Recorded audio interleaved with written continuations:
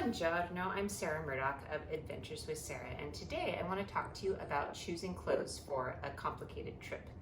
I am going on a trip to Egypt and Jordan and Israel and Thailand, and I'm leaving Seattle where it's winter and it's in the 40s today, 30s. It was snowing earlier. So how do you choose clothes that you can use for a variety of different purposes in extreme temperatures? So the number one thing that I like to do when I start to think about clothing is to think about layers. What are the things I can pile upon each other so that if it's cold, I have multiple layers and I stay warm. And if it's hot, then I can strip down to something pretty simple. So I'm going to show you some of my classic choices, the things that I like the best. But the first thing that you want to do when you're choosing clothing for travel is to weigh your clothes. This is how you can take as much as you want. I use a simple kitchen scale. This is the kitchen scale from Good Grips, and it has a nice big reader. What I do is I bundle my clothes up, I put them on the scale, and then I find out how much they weigh, and then I put the weight in the tags. So pretty much all of these clothes, if you look through the tags, will have the weight marked on the back tag. This one, for instance, I've marked it on the side tag. So just wherever you can find it that it's nice and hidden. If you find something, you can just mark it right there. Here it is on mine. And this tells me how much it is. This is less than 3 ounces. That's what I've written. And I think I wrote that on here about 5 years ago. So I keep these things as my regular rotation. So these are classics. I guess this is sort of the point of what I want to show you, or what are the classic clothes I take with me on multiple trips. These have been on lots of trips with me. And what are the criteria to look for when you're choosing clothing to take with you?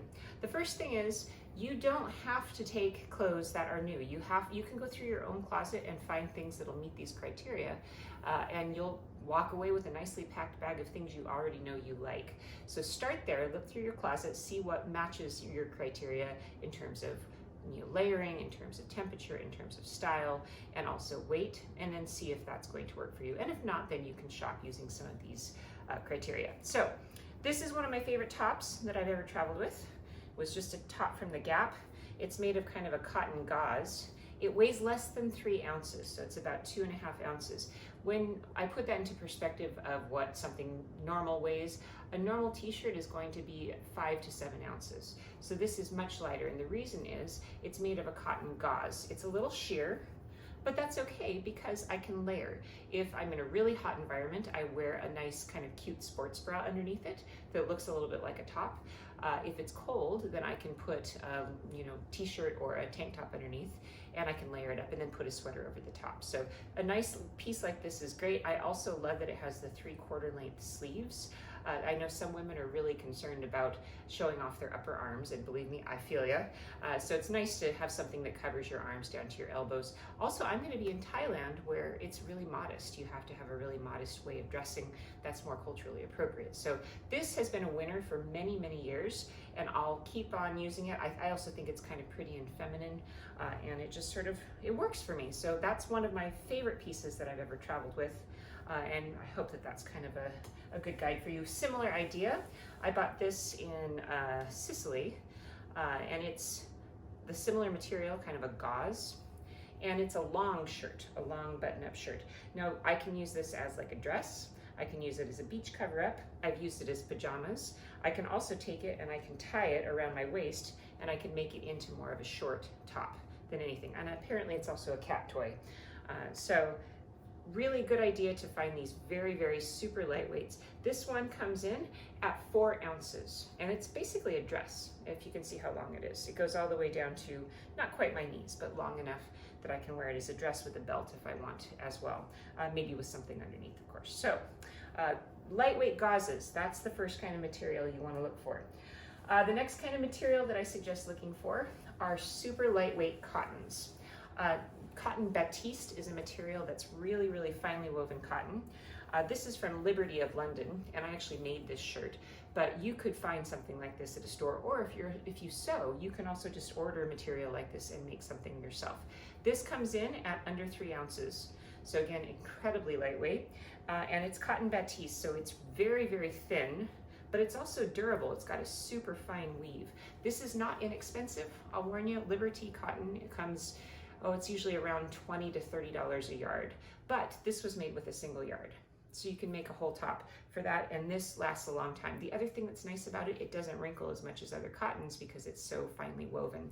It's a really tight weave. So that's another option to look for, is cotton batiste, 100% cotton, and you can just wash it right up and it doesn't really wrinkle. This is just fresh out of the wash, not very wrinkled at all. So that's another good material. Another material to look for is silk. I'm a big fan of Eileen Fisher clothing, and I've been recently doing some packing talks for them because their style really matches my philosophy a lot. So their system line of clothing is a great place to start if you've never heard of them or you don't know what you want to get. They're very expensive, but I will tell you it's worth the expense because their clothes will last you a very long time. This is my favorite pair of pants from them. They are silk joggers, and these ones, I don't actually know what they weigh. So let's go ahead and check them out, and you can learn along with me. So I'm just going to turn on my scale, and to be able to find the weight of these, I have to fold them. I'm going to fold them in half, fold them in half again, and then I'm going to roll them into a sausage, and then I'm going to check that out on the scale. Let's see how much it weighs. These weigh 8 ounces.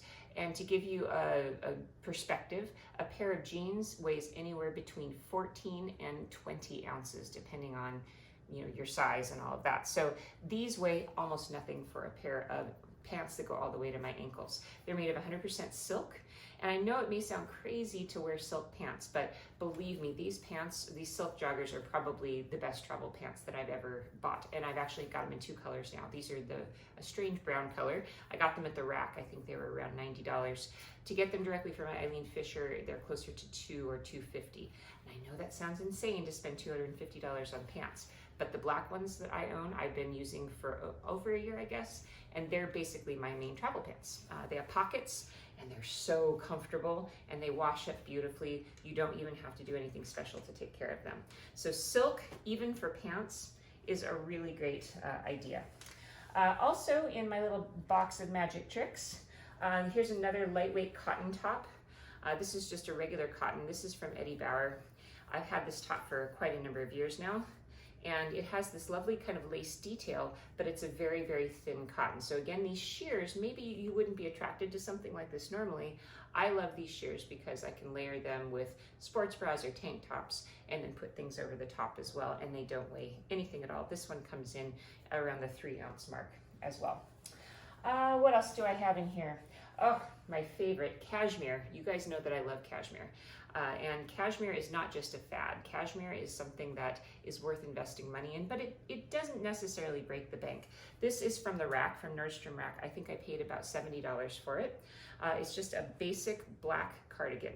What I do with this is I layer it over the top of tank tops, but also dresses. So this is how I can take dresses that I'm going to take to Thailand. I'm going to wear these dresses in 95-degree weather, but then when I get to Israel, where it's going to be in the 50s, I can wear the same dresses with a black cashmere sweater over the top and long, thin leggings underneath, and then just some nice black flats. So that makes dresses become something you can wear in multiple types of weather. So that's how you can stretch a wardrobe from extreme temperature to extreme temperature. So this cashmere sweater is pretty important. I also wear this on the airplane.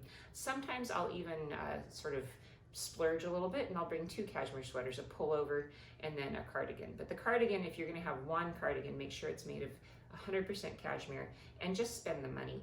The only downer is you have to be really careful when you wash it. I have overly shrunk several cashmere sweaters, and they also do often get holes in them. This one had a hole in it after only owning it for a few months, but it took me 5 minutes to fix. I just fixed it. So I'm always taking them out of the wash. I wash them on delicate or hand wash them if I'm traveling, and then I just sort of examine them before I put them back in my bag to make sure they don't have any holes in them. So, but they're ultra warm and super, super light. So this is the best bang for your buck, I guess you could say, in terms of weight versus warmth. And just the softness is so lovely. So you just want to cuddle up with them. So cashmere is another material that I highly recommend. There are some synthetic materials that I'm not a huge fan of, but sometimes they are quite useful. This is a top I bought at Athleta, and it's a really super, super thin polyester material, kind of like a stretchy spandexy material. This is great for going to Thailand and when it's really, really hot, because I can swim in it also. So sometimes these synthetics come in handy if you're going to be sweaty. I'm swimming with elephants in a week, and so this is what I'm bringing this for, because I can swim in this, then I can just wash it in my sink and hang it out to dry, and it'll dry pretty quickly and snap back into shape. So it is okay to bring some of this athleisure looking stuff. Typically I'm not kind of into the athleisure look, but that's one where I would say it's fine. Oh, I was speaking about sports bras. Ones like this that have the really cool backs. This is from Athleta also. These ones are great to get if you want to wear something underneath your sheer things that looks sort of like a regular top. So this is my go-to when I'm wearing something that's kind of sheer. Another top that is really a classic, similar kind of gauzy material.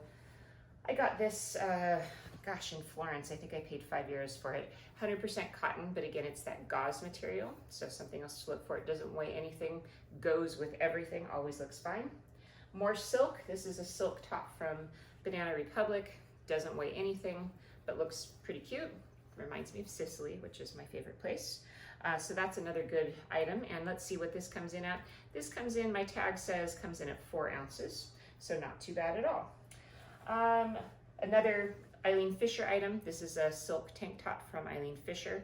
I love to take these pieces and just throw them in the wash. I don't do anything special, because if I'm sending things out to be washed when I'm traveling, you know, they're going to be manhandled. So I may as well manhandle them first and see if they can take it, and then I'll take them traveling once I see if they've proven it. Couple thoughts on underpants and materials. I have 3 different pairs of underwear here to show you. Typically, I recommend cotton underwear, using cotton underwear, because it breathes better. And the worst thing you could possibly have is problems in that zone when you are traveling. So I like to get cotton underwear like this that has little kind of lacy sides, just because the lace part dries much faster than the cotton. So a pair of underpants like this, I can wash in my sink and it will be dry by the morning. I just hang it in the shower. So this is a good strategy. There are also some synthetics. These are made of Tencel, I believe. Yeah, Modal actually. And these are so soft, and they keep their shape, and they do pretty well. So I think Modal is a decent alternative if you don't want 100% cotton. They do stretch a little bit more, and I think these are just another pair from the rack. But my favorite underpants, these ones I originally got at Nordstrom, and then I've ordered them from Amazon, and I think you can find a link on my blog for these. They are called On Gossamer, and they're very sheer underpants, but very, very stretchy. So, you know, if you eat a little too much on your vacation and your booty expands a little bit, your underpants still fit you. They also are available for washing very quickly. You can wash them and you can dry them in less than an hour. I've dried them actually using a hair dryer before. They dry really fast. This is the best pair of travel underwear I have found. I've traveled all over the place wearing them, and I've tried Ex Officio and all of the official travel underwear brands, but this one, it wasn't intended for that, but it just happens to be that. So ONGOSSAMER, On Gossamer. These are fantastic, and they come in a variety of different styles. Oh, what else? There's so many other great things in my little box of tricks, but the bottom line on all of these things is you need to think about weight, you need to think about material. You probably noticed all of the materials that I mentioned of my classic favorites have been natural materials. I don't typically recommend or like any of the synthetics, especially anything polyester. It makes me sweaty, makes me stinky. They usually stick to you in an unflattering way. So all of the things that you'll see in here are pretty much linen, cotton. This is a nice little linen top that I bought in France last year. So linen, cotton, silk, just look for things that are natural fibers, look for things that are lightweight. So here's your assignment, your homework. Go to your closet right now and go through all of the things that you own that you like, and just mark which ones are made of natural fibers and mark which ones are lightweight and could work for travel. You can do this when you don't even have a trip planned, and then you can kind of mark in your closet and maybe put them all together. What I do is I have a big tub, and all the clothes that are appropriate for traveling I store in a big tub. So the next trip that I have coming up, I just go ahead and grab my tub, as you can see, and I start pulling out everything to see what's going to fit into the scheme of the trip I'm taking next. So I've got quite a puzzle to figure out. Layers, natural fabrics, things that are warm, things that are light. Those are the criteria I'm using to pack for my next very complicated trip. So happy packing to all of you and happier travels, and thanks for watching. Ciao.